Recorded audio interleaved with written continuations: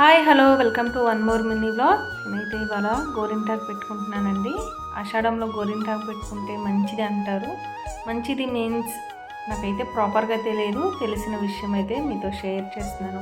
ఆషాఢంలో గోరింటాకు ఎందుకు పెట్టుకుంటారంటే వాతావరణంలో కలిగే మార్పుల వల్ల మనకి జలుబు, దగ్గు, జ్వరము ఇలాంటివి ఏవి రాకుండా ఇది గోరింటాకు మనలో వేడిని తీసేస్తుందండి. చల్లదనాన్ని మన బాడీని చల్లబరచడానికి కోసమని ఆషాఢంలో గోరింటాకు పెట్టుకుంటారంట. మేబీ నేను ఏమన్నా తప్పు చెప్పుకుంటే క్షమించండి. మీకు ప్రాపర్గా ఏదన్నా రీజన్ తెలిస్తే మీరైతే కమెంట్ చేయండి. నేనైతే ఇక్కడ గోరింటాకు పెట్టుకోవటం కంప్లీట్ అయిందండి. ఫైనల్గా ఇదైతే నా గోరింటాకు లుక్. మీరేమంటారు? గోరింటాకు మంచిది అంటారా, కోన్ మంచిది అంటారా? ఏదో మంచిదో మీరు కమెంట్ అయితే చేయండి. ఇక్కడ నేనైతే కోకోనట్ ఆయిల్తో గోరింటాకు అంతా తీసేసాక కడగకుండా కోకోనట్ ఆయిల్ రుద్దేశానండి. కోకోనట్ ఆయిల్ రుద్దటం వల్ల మన కలర్ అయితే లాంగ్ లాస్టింగ్ ఉంటుంది అన్నమాట, ఎక్కువ రోజులు.